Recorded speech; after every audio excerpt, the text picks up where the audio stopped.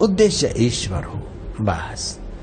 जिसका उद्देश्य ईश्वर प्राप्ति, ईश्वर ज्ञान, ईश्वर सुख है, उससे जो भी होगा बढ़िया होगा। फिर चाहे गुरु गोविंद सिंह की नाई सिखों को तैयार करे और मारा दे धमाधम, हनुमान की नाई अपनी सेना को हनुमान जी तैयार करें ईश्वर प्रीति के लिए, और ईश्वरों ने प्रेरणा दे रहे हैं ईश्वर तत्व में टिकने के लिए, हनुमान जी को भी सेवा की प्रेरणा दे रहे हैं। और रावण से युद्ध कर रहे हैं ताकि रावण की द्वेषा भक्ति है दृढ़ हो, ताकि मुझे मिले। तो ईश्वर पर युद्ध करने का दोष नहीं, युद्ध का तो रावण ने निमित्त बनाया था। कंस पर दोष हो सकता है लेकिन कृष्ण पर नहीं। कृष्ण तो बस मंगल के लिए सामने वाला जैसा अधिकारी वो कर लेते हैं, लेकिन कर्तृत्व भाव नहीं। निर्ममो निरअहंकार। आपके दाएं हाथ से बाएं हाथ से भलाई कर दी, आपके मुंह ने सारे शरीर से भलाई कर ली, आपकी आंखों ने सारे हाथों पैरों को ठीक जगह पे रास्ता दिखाया, तो क्या आप अहंकार करते? मेरी आंखों ने पैरों को ठीक रास्ता दिखाया। आंखें अहंकार करती है क्या? जीभ अहंकार करती है क्या? मैंने घुमा घुमा के ठीक से चबा के रसमय भोजन किया तभी पचा है, मैं नहीं होती तो भूखे मरते सब। जैसे आपके सभी अंग आपके हैं, ऐसे ही सारा संसार भगवान और भगवत महापुरुष, भगवत प्राप्त महापुरुष को अपना स्वरूप लगता है। कितनी विशाल दृष्टि है, कितनी तात्विक दृष्टि है। अमहर्ष अर्थात दूसरे की उन्नति और सफलता देखने की ताकत नहीं। जिसकी सफलता और यश हो रहा है उसकी गहराई में मैं हूं करके तुम मजा ले। उसको तो सफलता और यश में मेहनत पड़ेगा, लेकिन तू ज्ञान की नजर से तो वैसी मजा अपने आप ले लेगा। सुखी को देखकर मैत्री प्रसन्नता ही, इसके रूप में हम ही सुखी। और इसका इतना मान और हमारे को कोई पूछता नहीं, इतनी जय करा है, तो पचमरना लगेगा भाग्य में। इसकी अपेक्षा इसके रूप में हम ही तो है, हम ही तो फलाने होकर प्रसिद्ध हो रहे। अगर यार हैं तो हम हैं, दिलदार हैं तो हम हैं, बादशाह हैं तो हम हैं, शहनशाह हैं तो हम हैं, यश वाले हम हैं, विद्वान हैं तो हम हैं। हमारे अनेक रूप है, वाह वाह। और कोई कह दे चल रे गधा, तेरे अनेक रूप है। बोले अभी तुमने सच कहा, गधे में भी मैं हूँ। अरे गधा शब्द भी तुम्हें मौज करा दे भैया, तुम केवल तात्विक दृष्टि करो, तुमने अच्छा पहचाना है भैया। चल रहे चल, बिल्ली जैसी देखती है।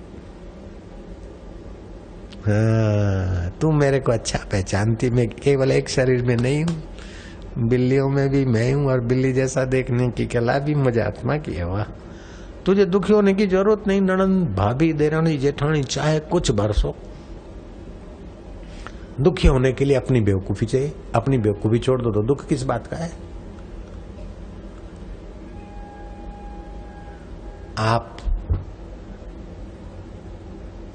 हरिद्वार की माया पुल से गुजर रहे हैं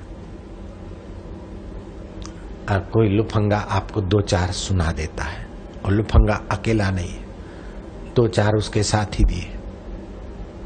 आप हाथ जोड़ के खड़े हो गए, वो आपको सुनाता जा रहा है, दूसरे आपको डांटते जा रहे हैं। आप कह रहे हैं भाई साहब आप जो कहते हैं ऐसा तो मुझ में नहीं। भीड़ इकट्ठी हो जाएगी, आपके लोग पक्षधर होंगे और लुफंगों की अपने आप पिटाई हो जाएगी।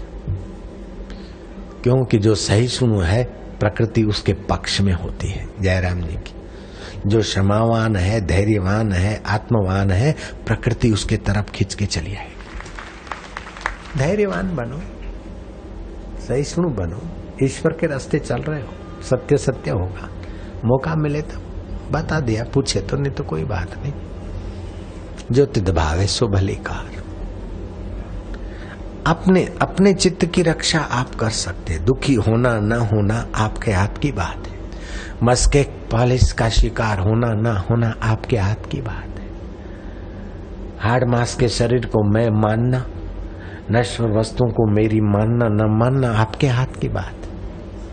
मन में दुखाकार वृत्ति पैदा हुई और मैं दुखी हूं ऐसी बेवकूफी रखना, अथवा मन की दुखाकार वृत्ति में उसका दृष्टा हूं ऐसी समझ रखना, ये आपके हाथ की बात है।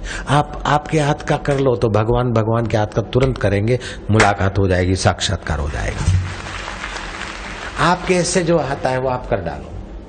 मैं बीमार हूं, अब मैं ऐसे रहूं, मैं वैसे रहूं, आग्रह मत करो, अपनी कोशिश करो, फिर तेरी मर्जी। बीमार मैं हूं, ये बेवकूफी अब नहीं रखूंगा। बीमार शरीर है, पीड़ा पैर को हो रही है, हाथ को हो रही, घुटने को हो रही, पेट को हो रही, मन में असंतोष अशांति है, लेकिन मैं इससे असंग हूं। इस सूझबूझ को रखो तो आधी पीड़ा तो वैसे ही कम हो जाएगी। मैं ऐसे रहूं, फलाना मेरी ये बात माने, फलाना मेरे को ऐसे रखे, फलाना मेरे को मदद करे। जब मदद करेगा तो आप उसके गुलाम हो जाओगे, और नहीं करेगा तो आप उसके दुश्मन हो जाओगे। आप किसी के गुलाम क्यों बनते हो, किसी के दुश्मन क्यों बनते हो? सभी के आत्मा आप हो, अपनी महिमा को जानकर मस्त हो जाओ भैया।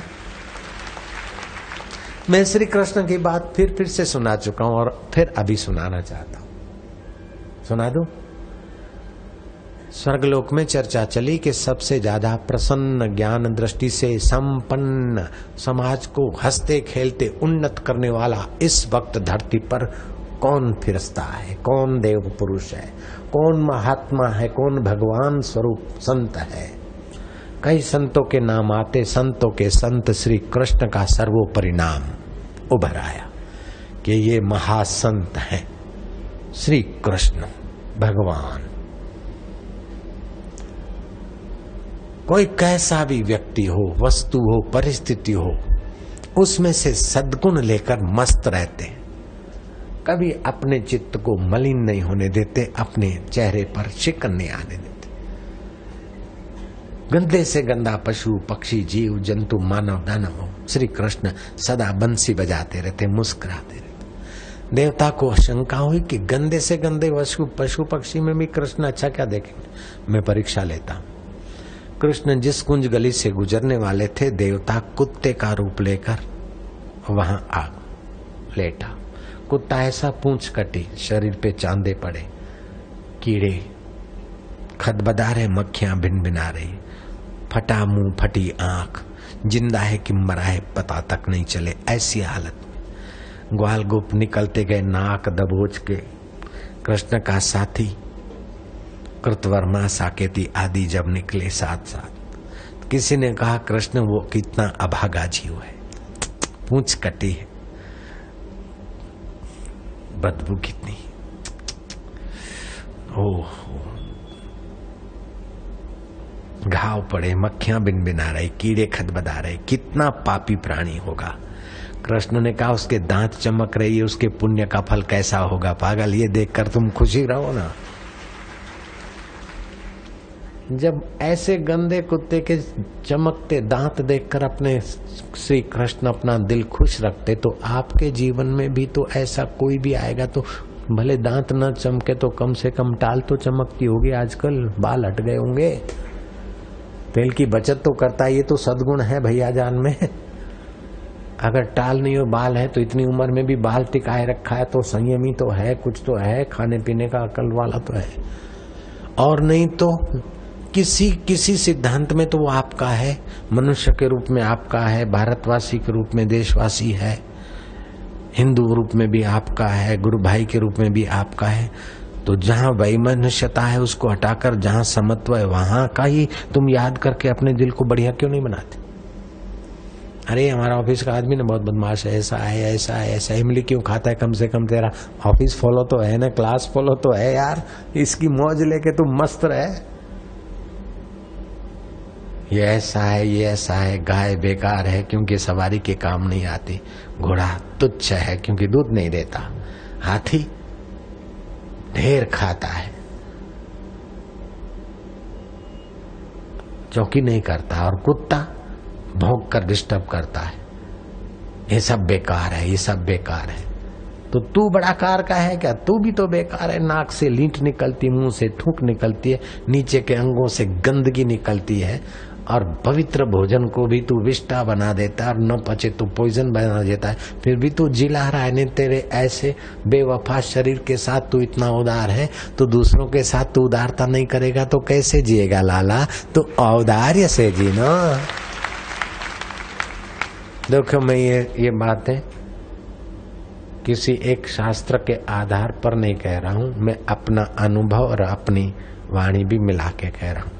आप सब ये मेरी बात मानो, मेरा आग्रह नहीं है, लेकिन प्रार्थना है कि ये बातें अमल में लाने से आपका चित्त ध्यान भजन में लगेगा और दुख सुख में सम रहकर भगवत प्राप्ति का अधिकारी फटाफट बन जाएगा। ऐसा मुझे लगता है, आपको लगे न लगे ये आपके हिस्से की बात है।